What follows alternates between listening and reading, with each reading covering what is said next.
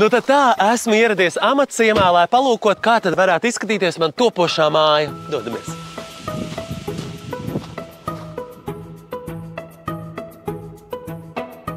Sveiks, Čiri! Sveiks, Kašer! Ja Muhameds neiet pie kalna, tad kalns iet pie Muhameda. Prieks būt šeit! Man ļoti interesē, kas ir amatciems un kā amatciems deklarē zaļo dzīves stilu un ilgspējīgu dzīvošanu. Es uzskatu, ka pamatā attīstību dzīvē nosaka cilvēka egoisms. Un amatciems ir absolūti egoistisks plāns, kur es gribēju realizēties tādā ziņā, ka man gribējās dzīvot mežā, lai dziedātu putniņi, būtu apkārt daudz ūdens, un lai es varētu izejot no mājas, katreiz apiet kaut kādu aplīti pa mežu. Lai man nav pa pilsētu jāiet pa ielu, turpat pakaļ. Nu, un tāpēc kā ierados mežā un sāku veidot to dzīves vietu sev, domājot tikai par sevi. Ja? Bet visumā dārgs prieks, un par cik man vajadzēja finansējumu gūt no bankām, no privātiem, tad tas izdevās tikai pateicoties tam, ka es varēju piesaistīt naudas, kur man bija jāpārdod zemes īpašumu. Un tad es biju spiests sākt domāt par pārējiem. Lai varētu tā teikt, kādu iemānīt, jā, šeit, tad man vajadzēja arī sākt reklamēt zaļo dzīvesveidu, jā. Un šajā ziņā grūti nebija, tāpēc, ka viss pasaule par to vien runā. Kā dzīvot zaļi. Ja? Visumā tas ir diezgan sarežģīti, jo dažādi likumdošanā ir diezgan sarežģīta lieta, lai varētu ieiet mežā sākt rakt, veidot komunikācijas, jo tur ir vēl viena lieta ļoti būtiska. Kad cilvēki, kas sapņo dzīvot zaļi, viņi tomēr visi ir pieraduši dzīvot ļoti komfortablos apstākļos. Un līdz ar to, lai mēs šo zaļo dzīvi varētu piedāvāt vienalga kam, kaut vai tev, ja, tad ir jābūt tajā mežā pilnībā nodrošinātām tādām pašām labiekārtošanai, kā Rīgā tu esi pieredzis. Un tāpēc šobrīd ir tā, ka amatciemā ir absolūti visām mājām sagatavots tas komunikācija piedāvājums, lai dzīve amatciema mājā neko neatšķirtos no dzīves, pieņemsim tur Rīgā, Parīzē vai kaut kur citur, ja mēs domājam par labiekārtotu dzīves vidi kā tādu, kur mēs domājam labiekārtot tajā ziņā, kad ir siltais ūdens, tev, teiksim, ir vispār ūdens, tev ir internets labs, tu vari, teiksim, atrasties mežā un tai pašā laikā vadīt vienu, teiksim, uzņēmumu, kas tev atrodas Amerikā vai Austrālijā, lai tev būtu vienmēr elektrība, kas nav slikti. Un, protams, vēl labāk, ja psiholoģiski tu zini, ka tā elektrība ir no saules baterijām. Tāpēc mums ir amatciemā liels saules parks, kas cauras dienas faktiski nodrošina elektrību, un varbūt viņa tā elektrība neatšķirās no citas, bet psiholoģiski viņa ir zaļā. Kas ir amatciema iedzīvotājs? Kāds viņš ir? Šajā gadījumā ne par stirnām un vilkiem, bet par cilvēku. Par cilvēku, jā. Jā. Man, protams, pašam patiktu tāds, kas būtu visumā pašpietiekams noslēgts, kas ar savu uzmanību neuzbāžas pārējiem. Okay. Jo cilvēki, kas iziet no pilsētas, viņi neaugs sabiedrību. Un viņi neaugs kaimiņi, kas katru dienu viņam pieklauvēs un atnāks pēc sāls vai vienkārši aprunāties tāpēc, ka viņam ir garlaicīgi. Man ir palaimējies ar to, tā bija nejaušība, kad es izvēlējos, kad man nav sētas, man ir dabiska vide, sētas nav.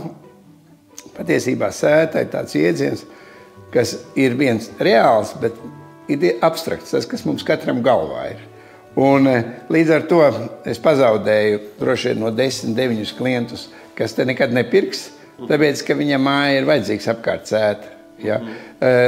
Un uz jautājumu, kad jautāja, kas ir tas, kas te ienāk, tad ienāk visumā cilvēks, kas ir pašpietiekams un kuram sēta nav vajadzīga apkārt, kurš jūtas labi tādā brīvā vidē.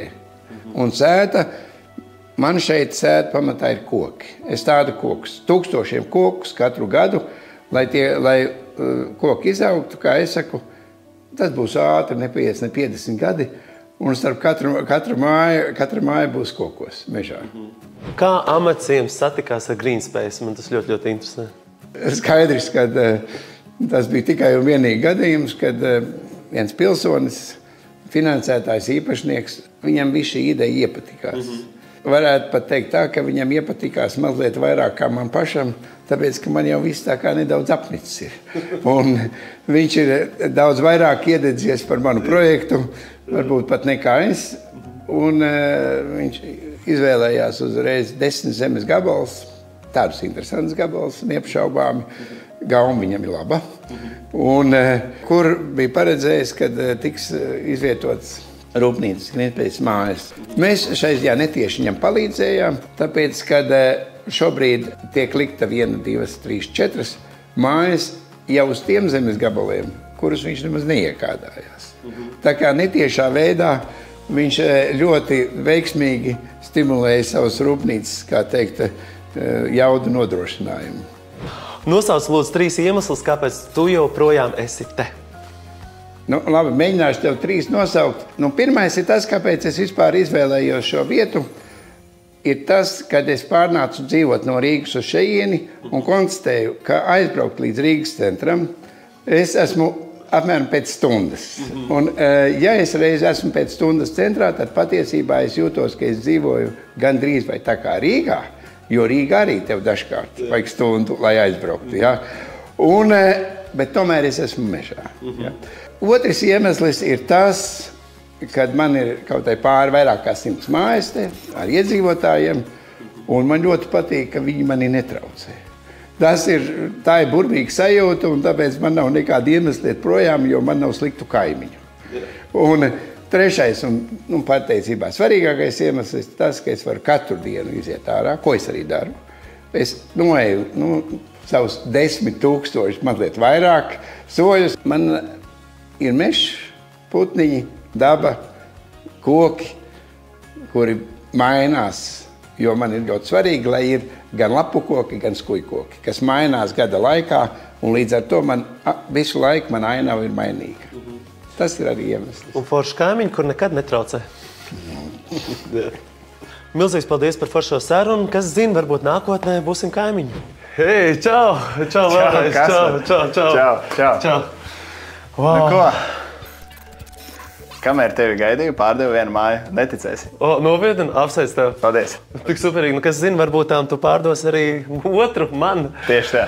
Izskatās iespaidīgi, tiešām ļoti skaisti. Un es skatos, kā grīdas un viss tas, kā tika runāts. Es tevi gribēju izvest mazā turē, lai tu redzēji šo te skaisto 114 kvadrātmetru māju, kas noteikti tevi pārsteigs, jo klienti no dzīvokļa atbraucot liekas, wow, kur te to visu var salikt. Ja? Un tad iesim, paskatīsimies.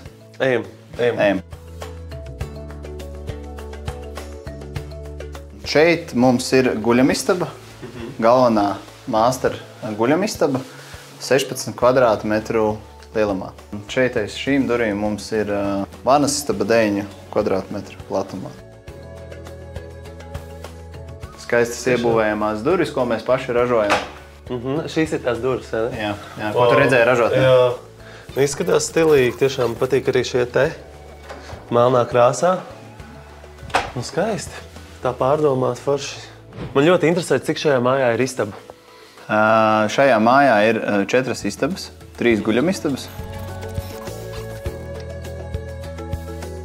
Un šī skaistā viesistaba ar virtuvi kopā.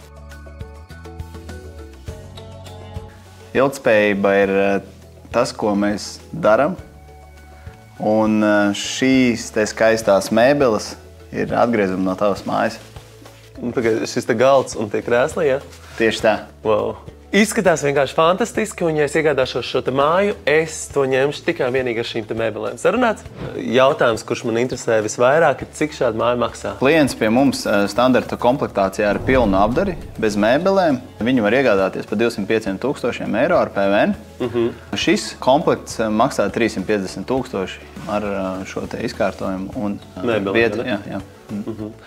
Super, ļoti skaisti. tik tiešām ļoti, man patīk tas, ka ļoti pārdomāti, ka te ir kaut kāda... Minimalisma stiliņā tāds viss tā. vienkārši pārdomāts. 114 kvadrātmetros tev ir 4 lieliskas istabas ar 2 sanmezgliem un tehnisko telpu un iebūvējumiem skapiem. Nu, tu pats sajūti to sajūtu šodien. Jā.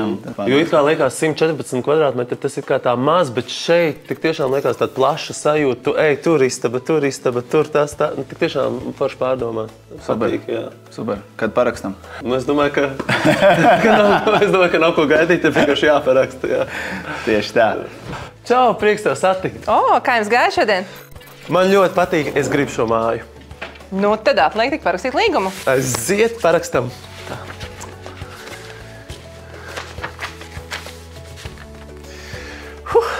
Lai labi dzīvojas. Noteikti. Ilgi, laimīgi. Super. Super. Laipni lūgts Greenspace ģimenē. Paldies, paldies. Dāmas un kungi, sapņu piepildes kopā ar Greenspace. Gatavo zaļi sadarbībā ar Krodziņu pie brāļa. Sveiks, Kaspar! Sveiks. Prieks te redzēt pie sevis ciemos. Prieks te būt. Pagatavosim kaut ko zaļu, garšīgu, bet pirms tam tu izvēlēsies un pateiksi, kas tajā kastē ir iekšā. Tad es bāžu iekšā roku un mēģinu uzvinēt, jā? Tātad šis ir tomāts, čerī tomātiņš, man liekas. Jā, ir. Tadā! Pareizi. Skatāmies, kas te vēl. Tā ir kaut kāda salātu lapa. Ir. Pareizi. Ļoti labi. Dodamies tālāk. Tā. Kas ir? Tas ir kaut kāds... Kas tas tāds ir? Kaut kā pāks. Es nezinu, kaut kas tāds ir. Pupiņā. Pupiņā, jā. Ok, labi. Ir. Tā, tas ir kaut kāds čili pipariņš? Ir. Ir, jā. Pareizi. Ir. Super. Tā. Sāksim gatavot zaļos biešus salātus. Sākumā mēs paņemam šitādus lapiņas, saplūkājam smalki un metam pa taisno šķīvi iekšā.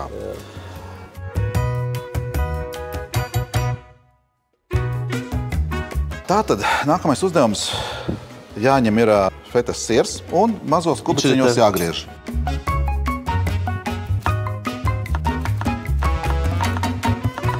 Liekam virsū. Tad ņemam šerī tomātiņus, griežam uz pusītēm un tā pusīti uz pusītēm. Ok.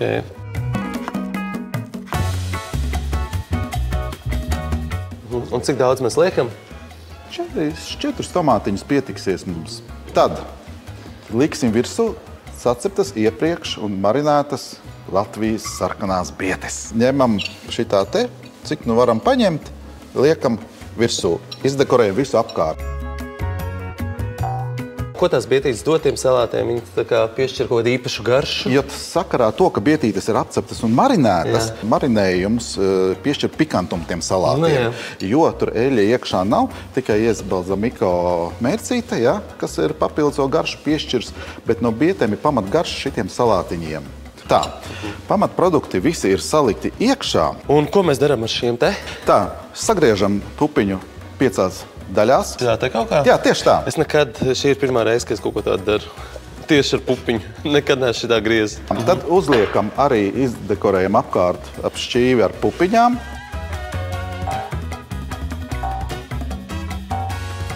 Un čili pipariņš, kas bija, pa vidu aiziet pašā augšā dekorācijā. Tā kā dekorācija. Tas ir kā tornītis tiem salātiem. Kā punktiņš uz zi. Tieši tā. Super.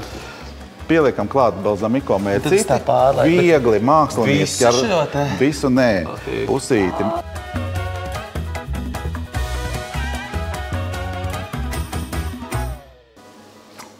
Un pašās beigās mums jāuzliek virsū ir ciedras rieksti. Nu, lūk. Pasies, cik skaisti. Ļoti smuki. Un tagad es domāju, tu varēsi viņus arī nodegustēt. Labi. Mēģini. Tā. Saliec visu kopā, lai sajūgst to kopējo garšu. Kas mums ir? No? Nu, te, man liekas, nevar nošaut greizi, visas ir pareizās sastāvdaļas, ir nenormāli garšīgi, un šie arī man ir tādi ļoti, ļoti tuvi un mīļi salāti. Nu, Kaspar, vai šādas salātas arī pats varētu mājās pagatavot, un vai tādas agrāk esi bijis redzējis vispār? Šāds salāts pavisam noteikti es pats varētu mājās pagatavot. Man liekas, ka nav nekas tāds baigi sarežģīts. Un šāds salāts es arī esmu ēdis, varbūt tām bez tās bietas, bet man patīk, ka tā bieta ir, jo, kā tu arī pats pateici, tā bieta piedod tādu īpašu, nezinu, garšas buķeti. Līdz ar to es noteikti šitādas mājās arī atkārtošu. Ļoti jauki. Nu tad tā, mīļie skatītāji, kā mēs tikko redzējām, te nav nekas sarežģīts, ir visas vienkārši sastāvdaļas, bet kopā tās veido perfektu garšas buķeti, un es iesaku jums katram pamēģināt pagatavot šos te garšīgos salātus. Veselīgi un vienkārši. Labu apetīti! Vai Latvijā ir gaisa piesārņojuma problēmas? To mēs centīsimies šodien noskaidrot kopā ar pētnieci Jovitu. Čau, Jovita! Čau! Uzreiz jautāšu, kāds tad Latvijā ir gaiss? Kopumā Latvijā ir ļoti labs gaiss, izņemot dažas pārsniegšanas iespējas Rīgā, vai kaut kur ārpusē mums ir kāds ugunsgrēks liels mežu, vai tepat Latvijā ir bijuši purvu ugunsgrēki, un tad ir novērojams mažo daļiņu liels piesārņojums. Un kāpēc vispār būtu nepieciešams pētīt gaisa kvalitāti? Kāpēc tas ir svarīgi? Jāpēta ir mums visiem, tāpēc, kad mēs gribam zināt, kādā vidē mēs dzīvojam, kādu gaisu elpo mēs paši, kādu bērni, kādu grūtnieci vai veci cilvēki, jo viņus īpaši ietekmē slikta gaisa kvalitāte. Bet attīstoties, pieņemsim, dažādām tehnoloģijām, un bieži vien arī mums parādās arvien vairāk šie skursteņi tādā gadu laikā, labāks kļūst gaiss vai tieši pretēji ir kļūst sliktāks gaiss Latvijā?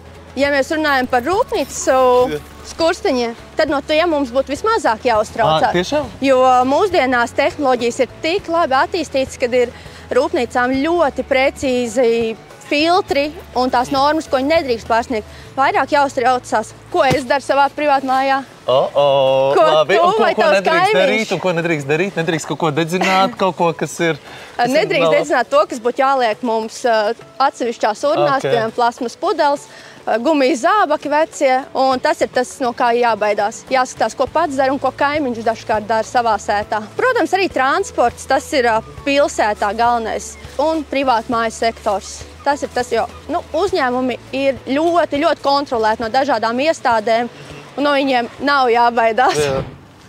Jovit, manās rokās ir tev sagatavotie žagariņi, un patiesībā, cik es saprotu, pēc šiem žagariņiem var pateikt to, kāds ir gaisa piesārņojums. Pareizi? Jā, tā būs pareizi. Šie kociņu žagariņi ir savākti nedaudz ārpus Jelgavas, tā, lai viņi ir maksimāli tuvu dabiskajai videi vākti. Tad tur ir 2 ķērpi, bārdas ķērpis, tāds ļoti bārdains arī.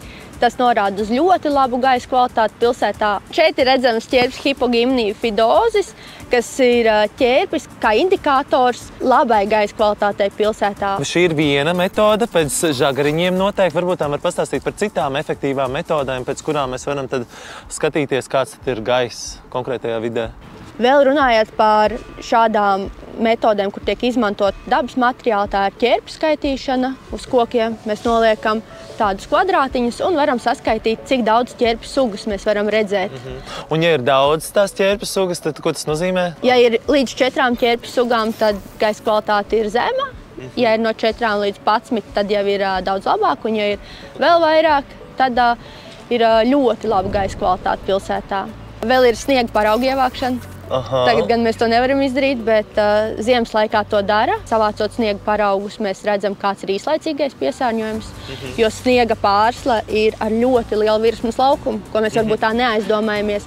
Un sniegam sniegot, tas savāc visu atmosfērā sakrājušos putekļus, putekļu daļiņas, un tas nogulsnējas. Mēs atrodamies ārkārtīgi foršā vietā, pašā Jelgavas pilsētas centra parkā. Vai šeit, atrodoties parkā, mums arī ir iespēja noteikt, kāds tad ir gaiss? Jā, mēs varam arī parkā noteikt, kāda ir gaisa kvalitāte pēc ļoti daudz un dažādām metodēm. Mēs varam iet viņus arī pamēģināt. Ok, es ļoti gribu izmēģināt. Dodamies? Dodamies. Jā. Nu tad tā, vai šis ķērpis varētu būt hipogimnija fidozis? Skatāmies, vai mēs redzam tādus pūslīšus. Īsti nē, viņš ir pārāk pieaudzis pie koka. Bet ļoti, ļoti līdzīgi. Ļoti līdzīgi, bet šis ķērpis arī norāda uz labu gaisa kvalitāti. Super.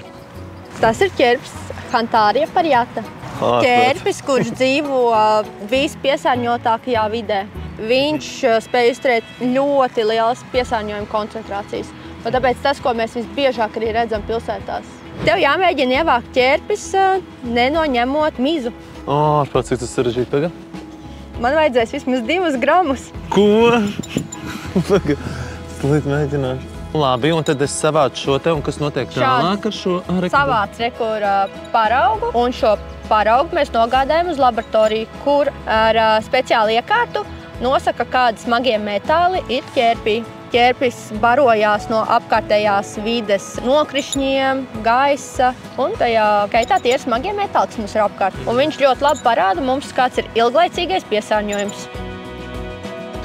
Nu tad paldies, ķērpi ir savākti, tad ķērpus mēs vedam tālāk uz laboratoriju, un tur tad tiek veikti visi nepieciešami eksperimenti. Veicam analīzes, lai noteikti, kas ķērpī iekšā. Gribu apskatīties, cik daudz ķērpus es atradīšu uz egles. Laikam tev aizmirst pateikt, uz egles ķērpus nemīl dzīvot, ķērpim vajag lapu koku, viņi nedzīvo uz skujkokiem. Tā. Esam pie mūsu eksperimentu objektu, lūdzu. Tad es ņemu šo te kociņu. Jā, un mēs viņu implantējam. Piesienam viņu pie zara un katru mēnesi skatāmies, kā viņš šeit dzīvo. Ja gaisa kvalitāte būs slikta, tad viņš mums ar laiku paliks brūns un nokritīs no šī zariņa. Un ja gaisa kvalitāte būs viss kārtībā, tad viņš tā arī stāvēs, jā. Tad tu paliec par atbildīgo, pēti gaisa kvalitāti Jelgavā, vēro katru mēnesi, kā ķērpis aug un attīstās, un lai tev izdodās. Pagad katru mēnesi? Tad man jāpaliek šeit un jāgaida. Jā. Nu tad aiziet, sākam.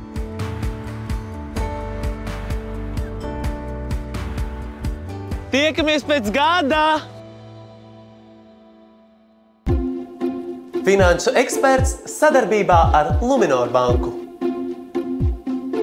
Ilgspējīga materiāla izmantošana, mūsdienīgas tehnoloģijas. Tie ir priekšnosacījumi ilgspējīga mājokļa un energoefektīva mājokļa radīšanai. Domājot par ilgspēju, iedzīvotāji būvē aizvien mazākus mājokļus, plānojums paliek aizvien pārdomātāks un tiek pievērsta uzmanība dažādām niansēm. Piemēram, lielo logu novietojums par debes pusēm, tādējādi paņemot maksimālo enerģiju no saules. Vidē draudzīgu un ilgspējīgu izējmateriālu izmantošana mūsdienu būvniecībā ir standarta prakse. Energoefektīva mājokļa pazīme ir tā mazais enerģijas patēriņš. Lielākais enerģijas patēriņš mājokļos ir tā uzsildīšanai, proti apkurei. Lai samazinātu apkures izdevumus, ir nepieciešams veikt mājokļa siltināšanu. Labi nosiltinātam mājoklim enerģijas patēriņš būtiski samazinās. Energoefektīvs mājoklis ir mājoklis, kurš patērē maz enerģijas tā uzsildīšanai, tas ir labi siltināts un mājoklī ir ventilācijas iekārta, kur nodrošina augstu gaisa kvalitāti un zemus ikmēneša rēķinus. Būtisks elements, lai samazinātu enerģijas patēriņu mājoklim, ir neatkarīgs enerģijas avots kā saules paneļi. Šis ir veids, kā mēs varam izmantot apkārtējo vidi, lai iegūtu enerģiju. Vasaras periodā enerģijas ražošana notiek vairāk, ziemas periodā mazāk, bet tā notiek visu cauru gadu. Saules paneļu gadījumā ir vairāk aspekti, kam ir jāpievērš uzmanība. Tā piemēram, noēnojums jūsu mājas jumtam, jūsu mājsaimniecības patēriņam, kā arī elektroenerģijas tarifiem.